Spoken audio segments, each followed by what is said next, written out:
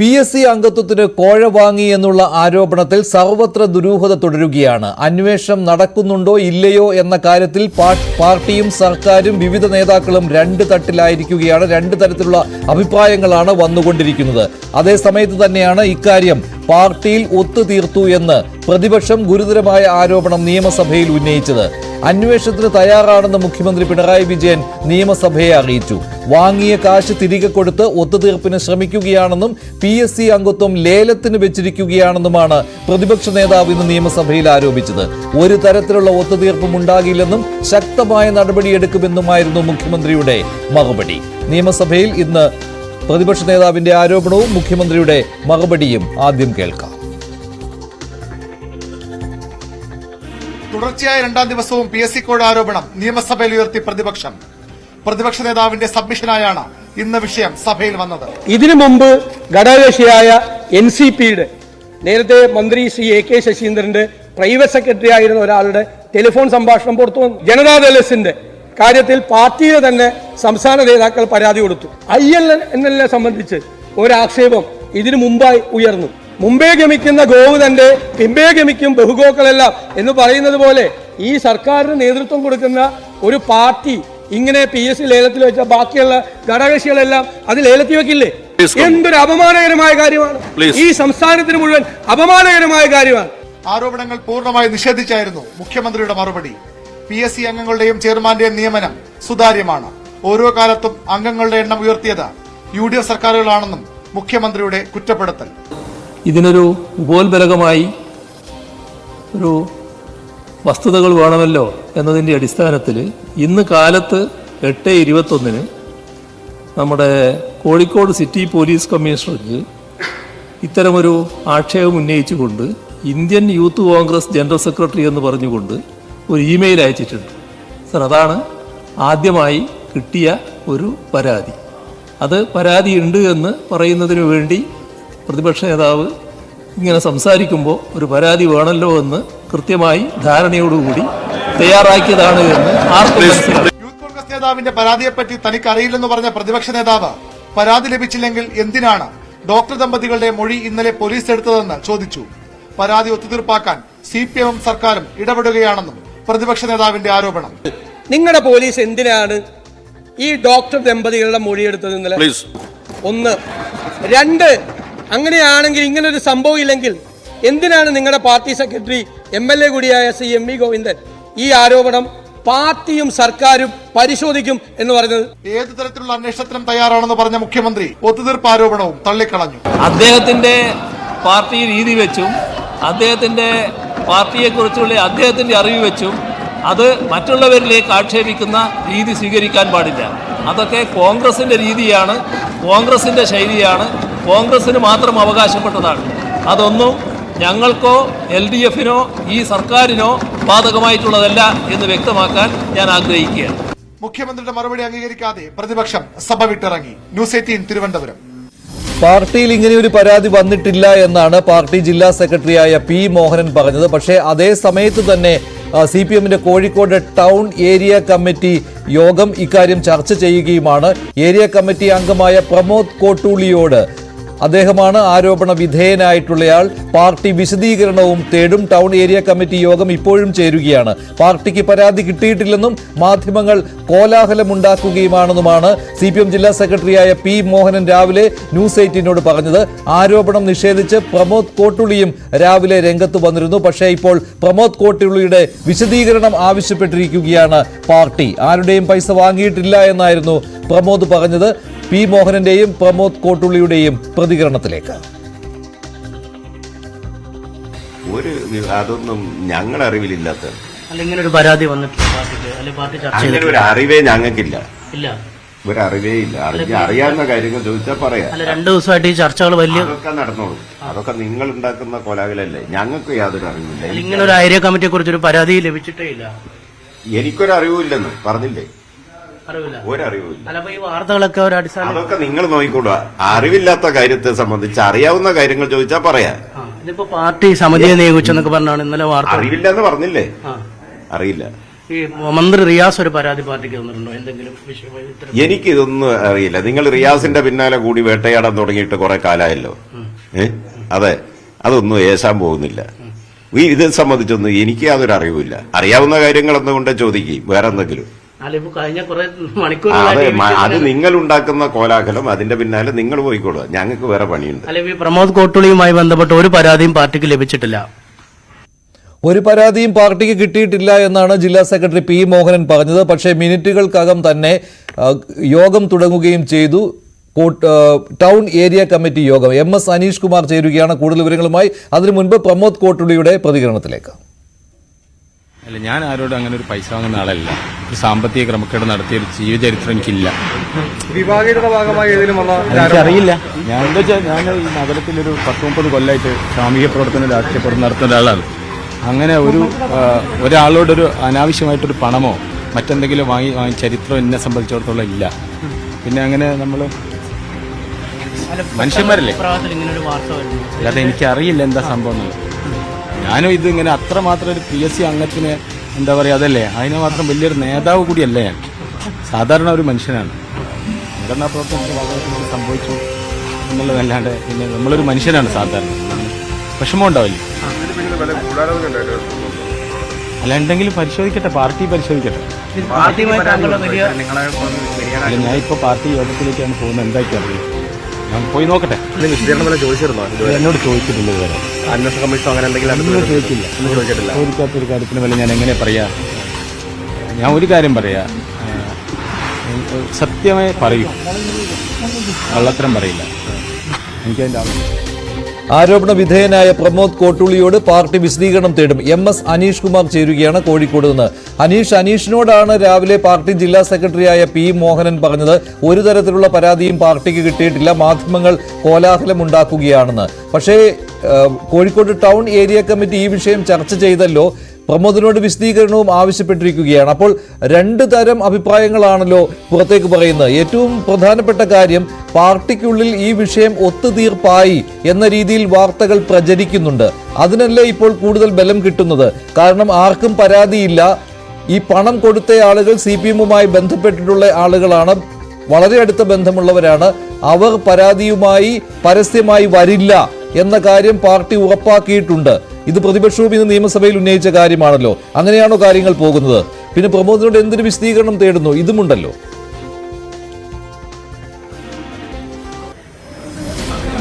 തീർച്ചയായും ഇപ്പോൾ ഈ EMS ഭവൻ, അതായത് area committee, town area committee ഓഫീസിൽ പുരോഗമിക്കുന്നത് പാർട്ടി റിപ്പോർട്ടിംഗ് ആണ്. നേരത്തെ സംഘടനയുടെ തോൽവിയുമായി ബന്ധപ്പെട്ട്, അതായത് ലോക്സഭാ തെരഞ്ഞെടുപ്പിലെ തോൽവിയുമായി നേരത്തെ നിശ്ചയിച്ച യോഗമാണ് ഇപ്പോൾ പുരോഗമിക്കുന്നത്. പാർട്ടി ജില്ലാ സെക്രട്ടറി പി മോഹനും ഏരിയ സെന്റർ കേന്ദ്രീകരിച്ച് പ്രവർത്തിക്കുന്ന ഏരിയ കമ്മിറ്റിയുമായ പ്രമോദ് കോട്ടുളിയും അടക്കമുള്ളവർ ഈ യോഗത്തിൽ പങ്കെടുക്കുന്നുണ്ട്. എന്തായാലും ഈ യോഗത്തിലെ പ്രധാന അജണ്ട ഈ സംഘടനാ റിപ്പോർട്ടിംഗ് തന്നെയാണ് എന്നാണ് പാർട്ടിയിൽ നിന്നും മനസ്സിലാക്കാൻ കഴിയുന്നത്. ഒരുപക്ഷെ ഈ വിഷയത്തിൽ ഒരു വിശദീകരണം ചോദിച്ചേക്കാം എന്നാണ് നമുക്ക് ഈ ഘട്ടത്തിൽ പറയാൻ കഴിയൂ. കൃത്യമായി ചോദിക്കുമെന്ന് ഉറപ്പുമില്ല. നേരത്തെ ജില്ലാ സെക്രട്ടേറിയറ്റ് യോഗം ലഭ്യമായ അംഗങ്ങളുമായി ജില്ലാ കമ്മിറ്റി ഓഫീസിൽ ചേർന്നിരുന്നു.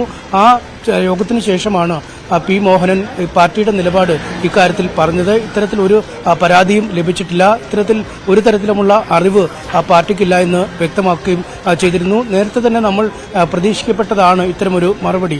ഈ യോഗം തുടങ്ങുന്നതിന് മുമ്പും നമ്മോട് സംസാരിച്ച പി മോഹനൻ ഇത് തന്നെയാണ് പറഞ്ഞത്. കാരണം പാർട്ടി കുടുംബത്തിൽ നിന്നുള്ള ആളാണ് പരാതിയുമായി, അല്ലെങ്കിൽ പാർട്ടിക്ക് മുമ്പിൽ പരാതിയുമായി എത്തിയത്. ഒരു തരത്തിലും അവർ ഒരു തെളിവുമായി മാധ്യമങ്ങൾക്ക് മുന്നിലോ പൊതുസമൂഹത്തിലോ എത്തുകയില്ല എന്ന് പാർട്ടിക്ക് 100% ഉറപ്പാണ്. ഇതിൽ ഏറ്റവും പ്രധാനം PSC അംഗത്വവുമായി ബന്ധപ്പെട്ടല്ല ആ ലേഡി ഡോക്ടർ ഈ ഇത്തരത്തിൽ പ്രമോദ് കോട്ടുളിയെ സമീപിച്ചതെന്ന വിവരം തന്നെയാണ് പാർട്ടിയിൽ നിന്നും പുറത്തു വരുന്നത്. പബ്ലിക് സർവീസ് കമ്മീഷൻ വഴി ഒരു ഡോക്ടർ നിയമനം, ഈ ഹോമിയോ ഡോക്ടർ നിയമനം ഉണ്ടായിരുന്നു. അതിൻ്റെ അഭിമുഖത്തിലേക്ക് ഇവരെ വിളിക്കുകയും ചെയ്തിരുന്നു. ഇവർക്ക് നോട്ടീസ് അയച്ചിരുന്നു. ഈ അഭിമുഖത്തിൽ സഹായിക്കണമെന്ന് ആവശ്യപ്പെട്ടാണ് പ്രമോദ് കോട്ടുളി സമീപിച്ചതെന്ന വിവരങ്ങൾ തന്നെയാണ് പുറത്തു വരികയും ചെയ്യുന്നത്. എന്തായാലും ആ വിഷയവുമായി ബന്ധപ്പെട്ട് ചില രേഖകൾ പാർട്ടിയുടെ മുമ്പാകെ എത്തുകയും ആ രേഖകൾ മേലുള്ള പരിശോധനയുമാണ് പാർട്ടി നടത്തുന്നത്. എന്തായാലും ഈ കുടുംബം ഒരു തരത്തിലും മുന്നോട്ട് പോവില്ല എന്ന കാര്യം ഉറപ്പായി കഴിഞ്ഞിരിക്കുന്നു. ഒപ്പം ഈ കുടുംബത്തിന്റെ മൊഴിയെടുത്തു എന്നടക്കമുള്ള ചില വിവരങ്ങൾ പുറത്തു വന്നതും പൂർണ്ണമായും തള്ളിക്കളയാൻ കഴിയുന്നതാണ്. കാരണം ആ കുടുംബവുമായി പോലീസിനോ മറ്റാർക്കുമോ ഇതുവരെ ബന്ധപ്പെടാൻ കഴിഞ്ഞിട്ടില്ല. മറ്റു ചില കേന്ദ്രങ്ങളും ഈ കുടുംബത്തെ ബന്ധപ്പെട്ടപ്പോഴും അവർ ഇതൊന്നും അറിയുന്നില്ലെന്ന ഭാവം തന്നെ നടിച്ചു നിൽക്കുന്ന ഒരു സാഹചര്യമാണ്. ശൂന്യതയിൽ നിന്നും ഒരു പന്തറിഞ്ഞ് അന്വേഷണം നടത്തേണ്ട ആവശ്യം തങ്ങൾക്കില്ല എന്ന നിലപാടിലാണ് പോലീസ് വന്നിരിക്കുന്നത്. പക്ഷേ ഇന്നൊരു പരാതി വന്നിട്ടുണ്ടല്ലോ അനീഷ, ഇന്നൊരു പരാതി യൂത്ത് കോൺഗ്രസിന്റെ ജില്ലയിലെ ഒരു നേതാവിന്റെ പരാതി വന്നിട്ടുണ്ടല്ലോ. അപ്പോൾ അതിനുശേഷം പോലീസ് എന്തെങ്കിലും മൊഴിയെടുക്കാനോ അങ്ങനെ എന്തെങ്കിലും ഒരു നീക്കം നടത്തുന്നുണ്ടോ ഇപ്പോൾ? ഞാൻ അത് തന്നെയാണ് പറഞ്ഞു വരുന്നത്. കാരണം ഇപ്പോൾ ലഭിച്ചിരിക്കുന്ന ഒരു ഔദ്യോഗികമായ പരാതി എന്ന രീതിയിൽ ലഭിച്ചിരിക്കുന്ന യൂത്ത് കോൺഗ്രസ് സെക്രട്ടറിയുടെയാണ്. ആ പരാതി പരിശോധിക്കാതെ പോലീസിന് തരമില്ല. പക്ഷേ ആ പരാതി പരിശോധിക്കണമെന്ന് പറയുമ്പോഴും ആരാണ് പരാതിക്കാർ, എന്താണ് പരാതി, എന്താണ് ഈ പരാതിക്ക് അനുബന്ധമായ തെളിവ് തുടങ്ങിയ കാര്യങ്ങളെക്കുറിച്ച് ഇപ്പോഴും അവ്യക്തമാണ്. ഈ ലേഡി ഡോക്ടർ എന്ന കാര്യത്തെക്കുറിച്ച് രഹസ്യമായ ആളുകൾ പറയുമ്പോഴും പരസ്യമായി അവരുടെ പേര് പുറത്തേക്ക് പറയാനോ അല്ലെങ്കിൽ അത് ഉന്നയിച്ച് ആരോപണം ഉന്നയിക്കുന്നതിന് പ്രതിപക്ഷത്തിന് പോലും കഴിയാത്തൊരു സാഹചര്യമുണ്ട്. പ്രതിപക്ഷമടക്കമുള്ള ആളുകൾ ആ കുടുംബവുമായി ബന്ധപ്പെടുന്നുണ്ട് എന്ന് നമുക്ക് കൃത്യമായ വിവരങ്ങൾ ലഭിക്കുന്നുണ്ട്. പക്ഷേ ഒരു അനുകൂലമായ നിലപാടല്ല അവരുടെ ഭാഗത്തുനിന്നും അക്കാര്യത്തിലും ഉണ്ടായിരിക്കുന്നത്. നമ്മളടക്കം ആ കുടുംബവുമായി ബന്ധപ്പെടുമ്പോഴും എന്ത് പരാതി, ആർക്ക് പരാതി, തങ്ങൾക്കൊരു പരാതി ഇല്ല എന്ന രീതിയിൽ തന്നെയാണ് അവർ ഇപ്പോഴും ഉറച്ചു നിൽക്കുന്നത്. അതുകൊണ്ടൊരു പോലീസിന് പരാതി ലഭിച്ച് അന്വേഷണം ആരംഭിച്ചാൽ പോലും പാർട്ടിക്കുള്ളിൽ ആഭ്യന്തരമായി വന്ന ഒരു വിഷയം അത് ജില്ലാ സെക്രട്ടറി പോലും പുറത്തേക്ക് പറയാതെ പാർട്ടിയിൽ അധിക ചർച്ചകൾ ഇനി അതിനെ അധികരിച്ച് വേണ്ട എന്നൊരു തീരുമാനത്തിൽ എത്തിയിരിക്കുന്ന സാഹചര്യത്തിൽ എങ്ങനെ തെളിവുകൾ പുറത്തു വരുമെന്ന ചോദ്യം, അല്ലെങ്കിൽ പരാതിക്കാരി അല്ലെങ്കിൽ പരാതിക്കാരർ എങ്ങനെ പുറത്തു വരുമെന്ന ചോദ്യം ഇനിയും ബാക്കിയാവുകയാണ്. നേരത്തെ UDF നേതാക്കളൊക്കെ പറഞ്ഞതുപോലെ തന്നെ പാർട്ടിക്കുള്ളിൽ തന്നെ ആ പ്രശ്നം ഏതാണ്ട് പരിഹരിക്കപ്പെട്ട അവസ്ഥയാണ്. ഇനി അത് പുറത്തേക്ക് വരണമെങ്കിൽ മറ്റു ചില പുരോഗതികൾ ഈ വിഷയവുമായി ബന്ധപ്പെട്ടുണ്ടാവണം. എന്തെങ്കിലും തെളിവുകൾ പുറത്തു വരേണ്ട ഒരു സാഹചര്യമുണ്ട്. എന്തായാലും നിലവിൽ തന്നോട് ഒരു വിശദീകരണവും ചോദിച്ചിട്ടില്ല എന്നാണ് പ്രമോദ് കോട്ടൂളി പറഞ്ഞിരിക്കുന്നത്. പ്രമോദ് കോട്ടൂളിയുടെ വിശദീകരണമൊന്നും തേടിയിട്ടില്ല എന്ന് P. മോഹനും പറഞ്ഞിരിക്കുന്നു.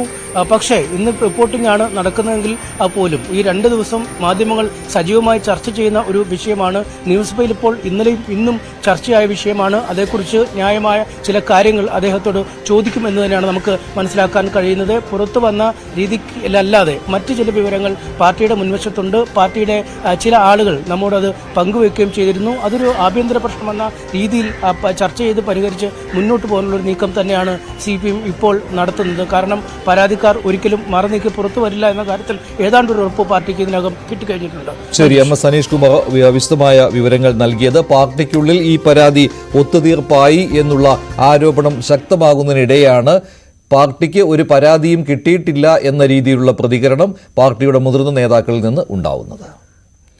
വരവിൽ കവിഞ്ഞ സ്വത്ത് സമ്പാദിച്ചുവെന്നുള്ള പരാതിയിൽ ഏരിയ കമ്മിറ്റി അംഗമായ യുവ നേതാവിനെതിരെ അന്വേഷണ കമ്മീഷനെ നിയോഗിച്ചിരിക്കുകയാണ് കാസർഗോഡ് CPM. ഉദുമ ഏരിയ കമ്മിറ്റിയാണ് 3 അംഗ അന്വേഷണ കമ്മീഷനെ നിയോഗിച്ചത്. 2 നില വീട് വെച്ചു, ജോലി നേടാൻ 50 ലക്ഷം രൂപ നൽകി, 22 ലക്ഷം രൂപയുടെ കാർ വാങ്ങി തുടങ്ങിയവയാണ് യുവ നേതാവിനെതിരെ പാർട്ടിക്കുള്ളിൽ ഉയർന്നു വന്നിരിക്കുന്ന ആരോപണങ്ങൾ. കൂടുതൽ വിവരങ്ങൾ KV ബൈജു നൽകും. ബൈജു, എന്താണ് ഈ യുവനേതാവിനെതിരെ ഇത്തരത്തിലുള്ള പരാതി ഉയർന്നു വരാൻ ഇടയാക്കിയ കാര്യങ്ങൾ? ഏത് തരത്തിലുള്ള അന്വേഷണം നടക്കുമെന്നാണ് മനസ്സിലാവുന്നത്? മഞ്ജുഷ, ഈ കഴിഞ്ഞ ദിവസം ഉദുമ ഏരിയ കമ്മിറ്റി യോഗത്തിലാണ് ഇത്തരത്തിൽ അന്വേഷണ കമ്മീഷനെ നിയോഗിക്കാൻ തീരുമാനിച്ചത്. ഇതിൽ പ്രധാനമായും പറയുന്നത് ഇയാളുടെ വരുമാനവും ഒപ്പം ചിലവും പൊരുത്തപ്പെടുന്നില്ല എന്ന് മാത്രമല്ല വലിയ അന്തരമുള്ളതായാണ് പരാതി വന്നത്. ഇതിൽ എടുത്തു പറയുന്നത് 2 നില വീട് വെച്ച് ജോലി നേടാൻ 50 ലക്ഷം രൂപ നൽകി, പിന്നീട് 22 ലക്ഷം രൂപയുടെ കാർ വാങ്ങി തുടങ്ങിയ ആരോപണങ്ങളാണ് ഈ യുവ നേതാവിനെതിരെ ഉയർന്നു വന്നിരിക്കുന്നത്. ബാങ്കിൽ നിന്നും വായ്പ എടുത്തിരുന്നുവെന്ന് ഈ നേതാവ് മറുപടി പറഞ്ഞെങ്കിലും അത് തൃപ്തികരമല്ലെന്നാണ് പാർട്ടി ഏരിയ കമ്മിറ്റി യോഗം വിലയിരുത്തിയത്. അതുകൊണ്ട് തന്നെയാണ് ഇത്തരത്തിൽ 3 അംഗ കമ്മീഷനെ ഇത് സംബന്ധിച്ച് അന്വേഷിക്കാൻ നിയോഗിച്ചത്. പാർട്ടി ഏരിയ കമ്മിറ്റി അംഗങ്ങളായ KV Bhaskaran, P. Narayanan, NP. Rajendran എന്നിവർക്കാണ് അന്വേഷണ ചുമതല ഏൽപ്പിച്ചിരിക്കുന്നത്. സംസ്ഥാന കമ്മിറ്റി അംഗം KP. സതീഷ്ചന്ദ്രനും അതുപോലെ തന്നെ ജില്ലാ സെക്രട്ടേറിയറ്റ് അംഗം KV. കുഞ്ഞിരാമൻ ഉൾപ്പെടെയുള്ളവർ പങ്കെടുത്ത യോഗത്തിലാണ് ഇത് സംബന്ധിച്ച തീരുമാനം ഉണ്ടായിരിക്കുന്നത്. മാത്രമല്ല ഈ പള്ളിക്കര ബേക്കൽ ബീച്ച് ഫെസ്റ്റിൽ വാഹന പാർക്കിങ്ങിന് പണം പിരിച്ചതടക്കമുള്ള കാര്യങ്ങളും അതിന്റെ കണക്കുമെല്ലാം പാർട്ടി നിയോഗിച്ച കമ്മീഷൻ അന്വേഷിക്കുമെന്നും അറിയിച്ചിട്ടുണ്ട്. മഞ്ജു, ശരി, യുവ നേതാവിനെതിരെ പാർട്ടി അന്വേഷണ കമ്മീഷൻ ഉദുമയിലാണ് ഈ സംഭവം. ഉദുമ ഏരിയ കമ്മിറ്റി അംഗത്തിനെതിരെയാണ് പാർട്ടി ഇപ്പോൾ അന്വേഷണ കമ്മീഷനെ വെച്ചിരിക്കുന്നത്. കഴിഞ്ഞ ദിവസമാണ് ഷുഹൈബ് വധക്കേസ് പ്രതിയായ ആകാശ് തില്ലങ്കേരി നമ്പർ പ്ലേറ്റ് ഇല്ലാത്ത വാഹനത്തിൽ തുറന്ന ജീപ്പിൽ സഞ്ചരിക്കുന്ന ഫോട്ടോകൾ പുറത്തു വന്നത്. വലിയ ടയറുകൾ ഉണ്ടായിരുന്നു, പല വിധത്തിലുള്ള നിയമലംഘനങ്ങൾ ഇക്കാര്യത്തിൽ ഉണ്ടായിരുന്നു. ഈ ജീപ്പിൽ ഉണ്ടായിരുന്നു. പലതരത്തിലുള്ള ഓൾട്ടറേഷൻസ് നടത്തിയ ജീപ്പിലാണ് ഇങ്ങനെ ആകാശ് തില്ലങ്കേരിയുടെ യാത്ര. മോട്ടോർ വാഹന വകുപ്പ് ഇതിനെതിരെ നടപടി എടുക്കും എന്നുള്ള രീതിയിലുള്ള വാർത്തകളും ഉണ്ടായിരുന്നു. പക്ഷേ ഒരു നടപടിയും മോട്ടോർ വാഹന വകുപ്പിന്റെ ഭാഗത്തു നിന്ന് ഉണ്ടായില്ല. ഇപ്പോൾ ഹൈക്കോടതി ഇക്കാര്യത്തിൽ സ്വമേധയാ ഇടപെട്ടിരിക്കുകയാണ്. ആകാശ് തില്ലങ്കേരി സഞ്ചരിച്ച ജീപ്പ് പിടിച്ചെടുക്കുവാൻ ഹൈക്കോടതി നിർദ്ദേശം നൽകിയിരിക്കുകയാണ്. നിരവധി ക്രിമിനൽ കേസുകളിൽ പ്രതിയായ ആകാശ് തില്ലങ്കേരി നേരത്തെയും പല നിയമലംഘനങ്ങളും നടത്തിയിട്ടുള്ള ആളാണ്. ഇപ്പോൾ ഇതും പുതിയ നിയമലംഘനമാണ് എന്ന് കോടതി നിരീക്ഷിക്കുകയുണ്ടായി.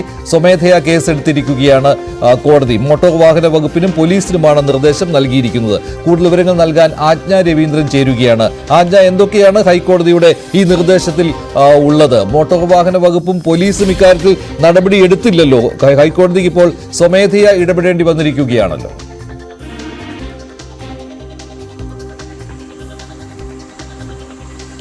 മഞ്ജുഷ, ഇപ്പോൾ ഗതാഗത ജോയിന്റ് കമ്മീഷണർക്കാണ് ഇതുമായി ബന്ധപ്പെട്ട നിർദ്ദേശം ഹൈക്കോടതി നൽകിയിരിക്കുന്നത്. ആകാശ് തില്ലങ്കേരി കഴിഞ്ഞ ദിവസം ഇത്തരത്തിൽ രൂപമാറ്റം വരുത്തിയ ജീപ്പ് ഓടിക്കുകയും അതിന് സീറ്റ് ബെൽറ്റ് ഇടാതെ നമ്പർ പ്ലേറ്റ് ഇല്ലാത്ത വണ്ടിയുമാണ് ഓടിച്ചത്. ഇത്തരത്തിലുള്ള വാഹനങ്ങൾ നമ്മുടെ നിരത്തിൽ കാണുക പോലും പാടില്ലാത്തതാണ് എന്നുള്ള നിരീക്ഷണമാണ് ജസ്റ്റിസ് അനിൽ കെ നരേന്ദ്രന്റേത്. അതുമാത്രമല്ല, ആകാശ് തില്ലങ്കേരി ക്രിമിനൽ കേസിൽപ്പെട്ട ക്രിമിനൽ പശ്ചാത്തലമുള്ള ആളാണ് എന്നാണ് മനസ്സിലാക്കുന്നത്. ഇതിനെതിരെ എന്ത് നടപടിയെടുത്തു എന്നും ഹൈക്കോടതി ചോദിക്കുകയുണ്ടായി. ഇത്തരത്തിൽ ഓൾട്ടറേഷൻ വരുത്തിയിട്ടുള്ള വാഹനങ്ങൾ, രൂപമാറ്റം വരുത്തിയിട്ടുള്ള വാഹനങ്ങൾ നമ്മുടെ പൊതുനിരത്തുകളിൽ കാണാൻ പാടില്ല. ആകാശ് തില്ലങ്കേരി ആ വാഹനം ഓടിച്ചതിലുള്ള നടപടി ഗതാഗത വകുപ്പ് അതുമായി ബന്ധപ്പെട്ട് മോട്ടോർ വാഹന വകുപ്പ് അതുമായി ബന്ധപ്പെട്ട നടപടികൾ സ്വീകരിക്കാത്തതിനെ തുടർന്ന് ഹൈക്കോടതി സ്വമേധയാ കേസെടുത്തു. മാത്രമല്ല, മറ്റു 2 കേസുകൾ കൂടി ഇതോടൊപ്പം ഹൈക്കോടതി നിരീക്ഷിക്കുകയുണ്ടായി. ഒന്ന്, ചവറ KMML MD-യുടെ ഔദ്യോഗിക വാഹനത്തിൽ നിർദ്ദേശമില്ലാതെ, അതായത് അനുവാദമില്ലാതെ ബീക്കൺ പിടിപ്പിച്ചു, ഔദ്യോഗികമല്ലാത്ത തരത്തിൽ ബീക്കൺ പിടിപ്പിച്ചു എന്നുള്ള കാര്യത്തിൽ അടിയന്തരമായി നടപടിയെടുക്കാനും വണ്ടി കസ്റ്റഡിയിലെടുക്കാനും കോടതി നിർദ്ദേശിച്ചിട്ടുണ്ട്. മറ്റൊന്ന്, മടപ്പള്ളി ഗവൺമെന്റ് കോളേജിലെ 3 കുട്ടികളെ വാഹനമിടിച്ച സംഭവത്തിലും നടപടി അടിയന്തരമായി വേണമെന്ന് തന്നെയാണ് ഹൈക്കോടതി നിർദ്ദേശിച്ചത്. എന്തായാലും ഈ 3 കേസുകളിലാണ് ഇത്തരത്തിൽ ഹൈക്കോടതി സ്വമേധയാ കേസ് ഇടപെട്ടതും ഇതുമായി ബന്ധപ്പെട്ട് ഗതാഗത ജോയിന്റ് കമ്മീഷണർക്ക് നിർദ്ദേശം നൽകിയതും. അടിയന്തരമായി ഈ കേസുകളിൽ നടപടി ഉണ്ടാകണം എന്നു തന്നെയാണ് ജസ്റ്റിസ് അനിൽ കെ നരേന്ദ്രന്റെ ബെഞ്ചിന്റെ നിരീക്ഷണം. ശരി ആജ, ഏതായാലും മോട്ടോർ വാഹന വകുപ്പും പോലീസും ഇത് കണ്ടില്ല. പക്ഷേ ഹൈക്കോടതി കണ്ടു. ഷുഹൈബ് വധക്കേസിലെ പ്രതിയായ ആകാശ് തില്ലങ്കേരിയുടെ തുറന്ന ജീപ്പിലുള്ള ഈ യാത്ര അവസാനിപ്പിക്കുവാനുള്ള നിർദ്ദേശമാണ് ഇപ്പോൾ ഹൈക്കോടതി നൽകിയിരിക്കുന്നത്. മറ്റൊരു വാർത്തയിലേക്ക്. ശ്രീകൃഷ്ണന്റെ ചിത്രങ്ങൾ വരച്ച് ശ്രദ്ധേയയായ ആളാണ് ജസ്ന സലീം. നേരത്തെ പ്രധാനമന്ത്രി നരേന്ദ്രമോദിക്ക് താൻ വരച്ച കൃഷ്ണചിത്രം ജസ്ന സലീം നൽകിയത് വലിയ വാർത്തയും ആയിരുന്നു. എന്നാൽ ഇപ്പോൾ ഗുരുതരമായ സൈബർ ആക്രമണം നേരിടേണ്ടി വന്നിരിക്കുകയാണ് ജസ്ന സലീം. നേരത്തെയും അവർക്കെതിരെ സൈബർ ആക്രമണം ഉണ്ടായിരുന്നു. ഇപ്പോൾ പക്ഷേ ഹണി ട്രാപ്പുകാരിയാണ് എന്ന രീതിയിലുള്ള സൈബർ പ്രചാരണങ്ങളാണ് ജസ്ന സലീമിനെതിരെ ഓൺലൈനിലൂടെ നടക്കുന്നത്. കഴിഞ്ഞ ദിവസങ്ങളിൽ ഇത്തരത്തിലുള്ള ഒരുപാട് സ്ക്രീൻഷോട്ടുകൾ ജസ്ന സലീമിനെതിരെ പ്രചരിച്ചിരുന്നു. ഇക്കാര്യത്തെക്കുറിച്ച് ജസ്ന സലീം ന്യൂസ് 18-മായി സംസാരിച്ചു. നേരത്തെ ഒരു പീഡന പരാതി ജസ്ന സലീം നൽകിയതാണ്. ആ പരാതി കോടതി തള്ളിയിരുന്നു. ഇതിനുശേഷമാണ് ഹണി ട്രാപ്പ് നടത്തി പണമുണ്ടാക്കുന്നയാളാണ് ജസ്ന സലീം എന്ന രീതിയിലുള്ള ആക്ഷേപങ്ങൾ സൈബർ ലോകത്ത് പ്രചരിക്കുന്നത്. ഇതിനെതിരെയാണ് ഇപ്പോൾ ജസ്ന സലീം പ്രതികരിച്ചിരിക്കുന്നത്.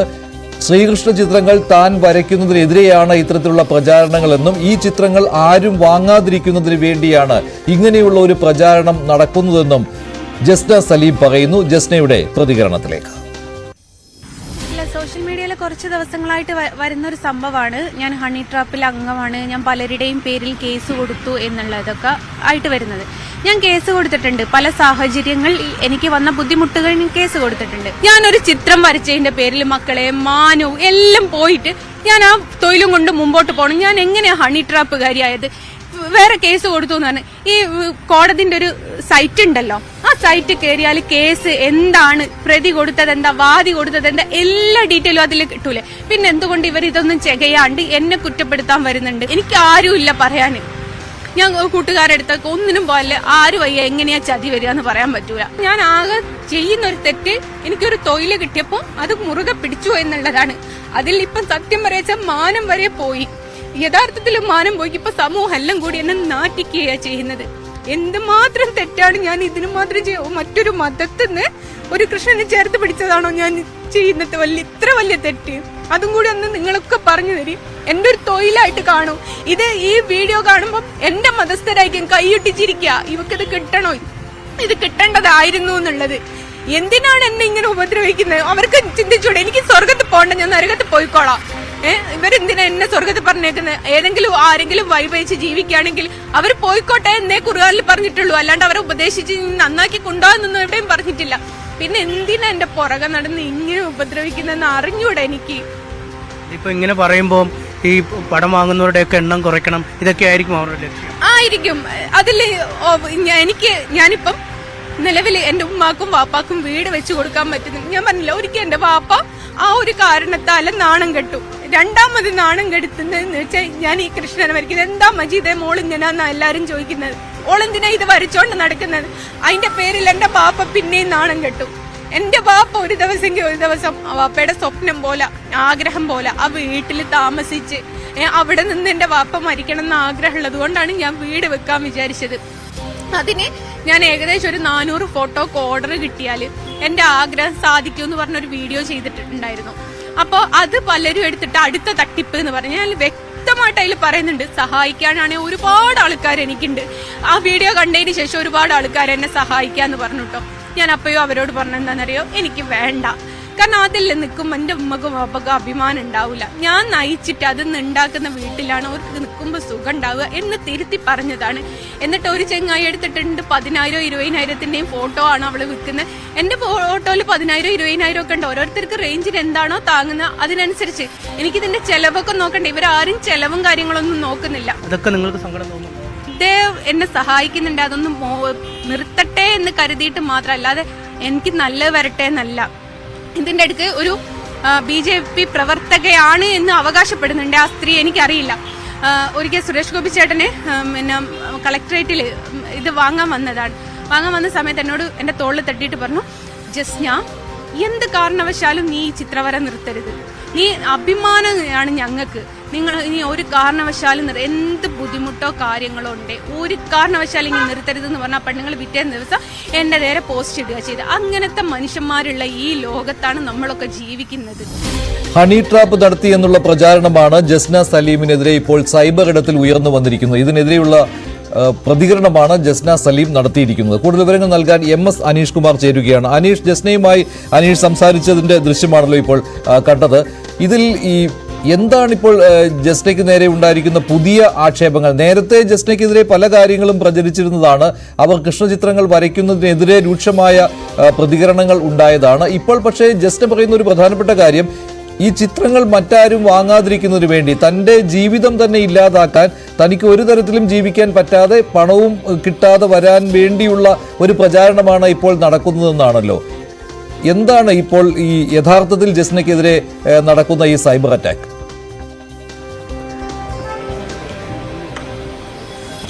മഞ്ജുഷ്, ഏതാനും വർഷങ്ങൾക്ക് മുമ്പ് ജസ്ന സലീം ഒരു യുവാവിനെതിരെ ഒരു പരാതി നൽകിയിരുന്നു. തന്നെ അപമാനിച്ചതുമായി ബന്ധപ്പെട്ട പരാതിയായിരുന്നു നൽകിയത്.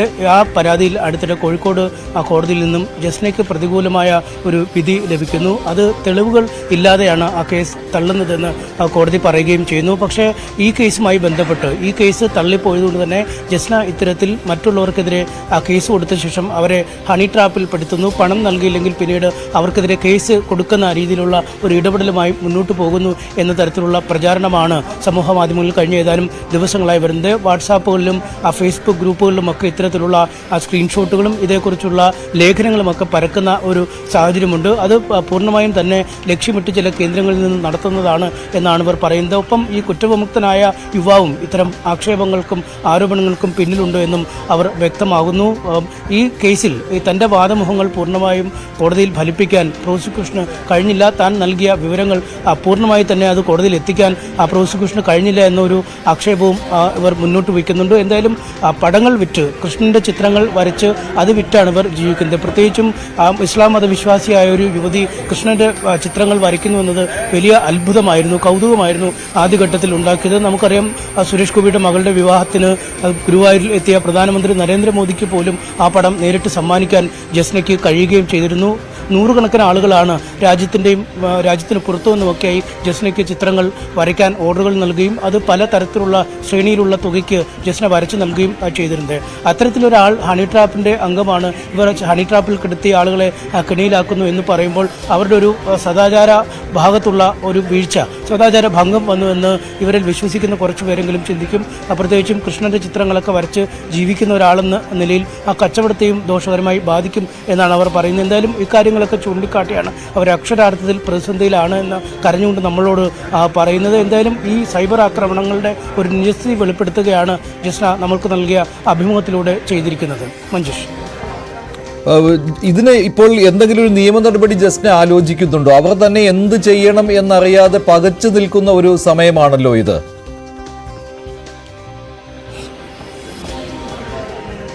തീർച്ചയായും അവർ നിയമ നടപടികൾ ആലോചിക്കുന്നുണ്ട് എന്നാണ് മനസ്സിലാക്കാൻ കഴിയുന്നത്. ആദ്യം ഈ സമൂഹ മാധ്യമങ്ങളിലും മറ്റുമാണ് ഇവർക്കെതിരെ രൂക്ഷമായ വിമർശനങ്ങൾ വന്നുകൊണ്ടിരിക്കുന്നത്. അതുകൊണ്ട് നിജസ്ഥിതി ആദ്യം തന്നെ മാധ്യമത്തിലൂടെ, പ്രത്യേകിച്ചും നമ്മളിലൂടെ പുറത്തേക്ക് വരിക എന്നതാണ് അവർ ആദ്യം തന്നെ ലക്ഷ്യം വെച്ചിരിക്കുന്നതിലും അവരുടെ വീഡിയോകൾക്ക് താഴെ നൂറുകണക്കിന് ആളുകളാണ് അവർക്ക് പിന്തുണയുമായി എത്തിയിരിക്കുന്നത്. അവർ തികഞ്ഞ ഒരു കൃത്യമായൊരു പിന്തുണ നൽകുന്നുമുണ്ട്. എന്തായാലും അത് അവർക്ക് കരുത്താണ് എന്നാണ് അവർ പറയുന്നത്. വനിതാ കമ്മീഷനും മനുഷ്യാവകാശ കമ്മീഷനും മറ്റു ഉപരി കോടതികളെയും മറ്റുമൊക്കെ സമീപിക്കാനുള്ള ഒരു നീക്കമാണ് ജസ്ന നടത്തുന്നത്. എന്തായാലും ഇതിനുള്ള നടപടിക്രമങ്ങൾ അധികം വൈകാതെ കൈക്കൊള്ളും. സമൂഹത്തിൻ്റെ ഒരു മനസാക്ഷി അല്ലെങ്കിൽ ആളുകളുടെ ഒരു പ്രതികരണം തനിക്ക് അനുകൂലമാണ് എന്നൊരു ആത്മവിശ്വാസം ഇപ്പോൾ ജസ്നയ്ക്കുണ്ട്. അത് കൂടുതൽ നടപടിക്രമങ്ങളിലേക്ക് നീങ്ങുന്നതിന് പ്രേരിപ്പിക്കും. എന്തായാലും നിലവിലുണ്ടായ സംഭവങ്ങളുടെ നിജസ്ഥിതി ജനങ്ങളെ അറിയിക്കുക എന്നതാണ് ആ വീഡിയോയിലൂടെ ജസ്ന ലക്ഷ്യം വെച്ചിരിക്കുന്നത്. ഇനി മറ്റ് ഏജൻസികളെ സമീപിക്കുന്നതിനുള്ള നടപടിക്രമങ്ങളുമായി അവർ മുന്നോട്ട് പോകും. ഒപ്പം ഈ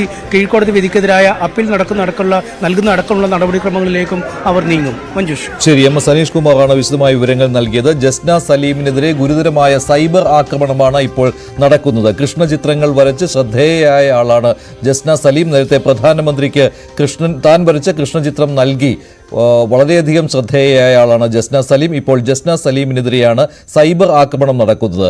ഹണി ട്രാപ്പുകാരി ആണ് എന്നുള്ള വ്യാജ പ്രചാരണം നടക്കുന്നതിനെതിരെയാണ് ജസ്ന ഇപ്പോൾ ന്യൂസ് 18 പ്രതികരിച്ചത്. മറ്റൊരു വാർത്തയിലേക്ക്. കോൺഗ്രസിലെ കൂടോത്ര സംഭവം, ഇതിൽ തിരുവനന്തപുരം മ്യൂസിയം പോലീസ് പ്രാഥമിക അന്വേഷണം തുടങ്ങിയിട്ടുണ്ട്. കന്റോൺമെന്റ് അസിസ്റ്റന്റ് കമ്മീഷണർക്ക് കിട്ടിയ പരാതിയാണ് കഴിഞ്ഞ ദിവസം മ്യൂസിയം പോലീസിന് കൈമാറിയത്.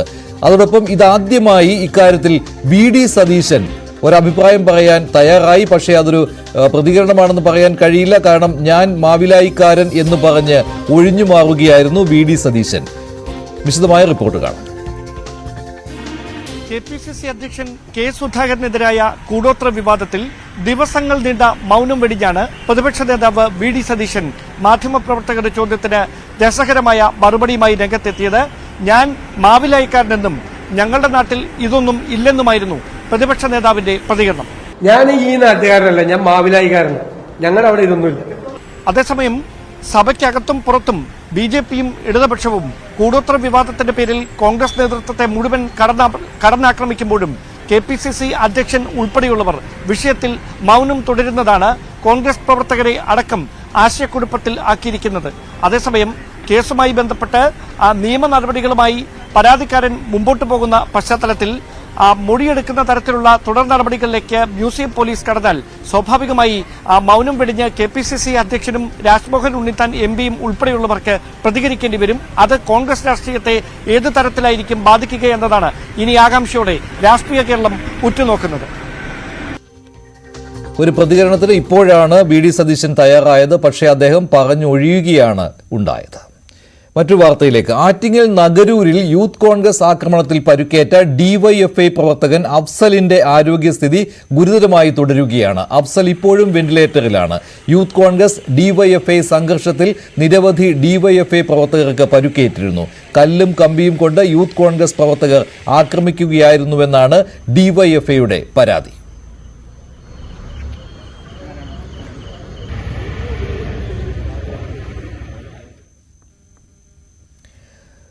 തിരുവമ്പാടിയിൽ ഇലക്ട്രിക് കണക്ഷൻ കട്ട് ചെയ്ത സംഭവത്തിൽ രാഷ്ട്രീയ പാർട്ടികളും പൊതുസമൂഹവും ഏകപക്ഷീയമായി നിലപാടെടുത്തപ്പോൾ KSEB ജീവനക്കാർക്ക് നീതി കിട്ടിയില്ല എന്ന് ആക്ഷേപം. സർക്കാർ ഓഫീസുകളിൽ അതിക്രമം നടത്തുകയും ജീവനക്കാരെ കയ്യേറ്റം ചെയ്യുന്നവരെയും നേരിടാൻ മതിയായ നിയമ പിന്തുണയില്ല എന്നതാണ് വസ്തുത. വൈദ്യുതി വിച്ഛേദിക്കാൻ നടപടിക്ക് നിയമസാധുത ഇല്ലെന്നിരിക്കെ ജീവനക്കാരെ KSEB മാനേജ്മെന്റ് ബലിയാടാക്കിയെന്നും ഇപ്പോൾ ആക്ഷേപം ഉയർന്നിട്ടുണ്ട്.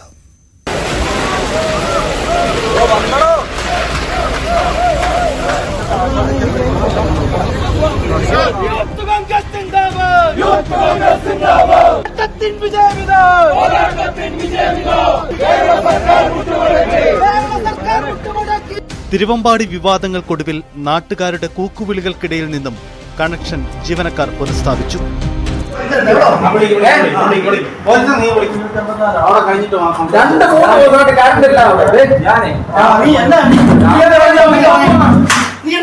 ആഴ്ചകൾക്ക് മുമ്പ് പത്തനംതിട്ട മല്ലപ്പള്ളിയിലെ KSEB ഓഫീസിലെത്തി ഒരു കൂട്ടം ആളുകൾ നടത്തിയ അതിക്രമമാണിത്. കഴിഞ്ഞ ഒരു വർഷത്തിനിടയിൽ 30 തവണയിലധികം ഓഫീസുകൾക്ക് നേരെ സംസ്ഥാനത്തിന്റെ വിവിധയിടങ്ങളിൽ ഇത്തരം അതിക്രമം നടന്നുവെന്ന് KSEB ജീവനക്കാർ പറയുന്നു. പോലീസ് അവിടെ FIR ഇടുമ്പം വളരെ ദുർബലമായ വകുപ്പ് ഇട്ടിട്ടുള്ളൂ. അവരെ ഒന്നും ഇത് ചെയ്യാൻ പറ്റിയിട്ടില്ല, അവരെ ഒന്നും അറസ്റ്റ് ചെയ്യാനും പറ്റിയിട്ടില്ല. അങ്ങനെ പല പ്രശ്നങ്ങളും ഉണ്ട് പലയിടത്തും. തിരുവമ്പാടിയിൽ തന്നെ കയ്യടി നേടാൻ ആദ്യം വൈദ്യുതി വിച്ഛേദിക്കാൻ ഉത്തരവിട്ട KSEB മാനേജ്മെന്റ് തന്നെ പിന്നെ കൈമലർത്തി. ഒരു പോരായ്മ ഈ സെക്ഷനുകൾ ചൂണ്ടിക്കാണിച്ച് ഈ നിരക്കാണ് നടപടി സ്വീകരിച്ചത് എന്ന് രേഖപ്പെടുത്തി ഒരു ഉത്തരവിറക്കുന്നതിന് പകരം അതിനപ്പുറത്ത് ഈ പറയുന്ന പോലെ FIR പേര് വന്നതുകൊണ്ടാണ് ഈ കണക്ഷൻ വിച്ഛേദിക്കുന്നത് എന്ന നിലയിലായി പോയി ഉത്തരവ് എന്നുള്ള ഒരു പരിമിതിയാണ് ഉണ്ടായത്. പലപ്പോഴും ഇത്തരത്തിൽ കൃത്യതയോടുകൂടി കാര്യങ്ങൾ ചെയ്യുന്നതിൽ മാനേജ്മെന്റിന് വീഴ്ച വരുന്നുണ്ടെന്നുള്ളത് വസ്തുതയാണ്. KSEB ജീവനക്കാർ മാത്രമല്ല, പൊതുവിടങ്ങളിൽ കയ്യേറ്റം നേരിടുന്ന സർക്കാർ ജീവനക്കാർക്കെല്ലാം സംരക്ഷണം ഒരുക്കേണ്ടതുണ്ട്. ഡോക്ടർ വന്ദനാദാസിന്റെ മരണം ആശുപത്രി ജീവനക്കാർക്ക് സംരക്ഷണമൊരുക്കുന്ന നിയമനിർമ്മാണത്തിന് വഴിവെച്ചെങ്കിൽ സമാനമായ സാഹചര്യം KSEB പോലുള്ള ഇതര ഓഫീസുകളിലുമുണ്ടെന്ന് ജീവനക്കാർ പറയുന്നു. ന്യൂസ് 18 തിരുവനന്തപുരം. റഷ്യയിൽ പ്രധാനമന്ത്രി നരേന്ദ്രമോദിയുടെ സന്ദർശനം തുടരുകയാണ്. മിഷൻ മോസ്കോ എന്ന ലക്ഷ്യവുമായാണ് പ്രധാനമന്ത്രി നരേന്ദ്രമോദി റഷ്യൻ സന്ദർശനം തുടരുന്നത്. റഷ്യൻ സേനയുടെ കൂടെയുള്ള ഇന്ത്യക്കാരെ അത് ഉക്രൈൻ യുദ്ധത്തിന് വേണ്ടി വ്യാജമായി റിക്രൂട്ട് ചെയ്ത് അയച്ചവരാണ്. ഇവരെ തിരിച്ചയക്കാൻ ധാരണയായിട്ടുണ്ട്. പ്രധാനമന്ത്രി നരേന്ദ്രമോദിയും റഷ്യൻ പ്രസിഡന്റ് വ്ളാഡിമിർ പുടിനുമായുള്ള കൂടിക്കാഴ്ചയിലാണ് ഇത്തരമൊരു ധാരണ ഉണ്ടായത്. റഷ്യയുമായുള്ള ഇന്ത്യയുടെ ബന്ധം പരസ്പര വിശ്വാസത്തിലും ബഹുമാനത്തിലും അധിഷ്ഠിതമാണെന്ന് മോസ്കോയിൽ പ്രധാനമന്ത്രി നരേന്ദ്രമോദി പറഞ്ഞു. भारत की नई गति दुनिया के विकास का, और मैं बहुत जिम्मेवारी से कह रहा हूं, दुनिया के विकास का अध्याय लिखेगी. ग्लोबल इकोनॉमी की ग्रोथ में 15% भारत कंट्रीब्यूट कर रही है. आने वाले समय में इसका और ज्यादा विस्तार होना तय है. हर चैलेंज को चैलेंज करने में भारत सबसे आगे रहेगा. रूस में सर्दी के मौसम में टेम्परेचर कितना ही माइनस में नीचे क्यों न चला जाए, ये रिश्ता म्यूचुअल ट्रस्ट और म्यूचुअल रिस्पेक्ट की मजबूत नींव पर बना है.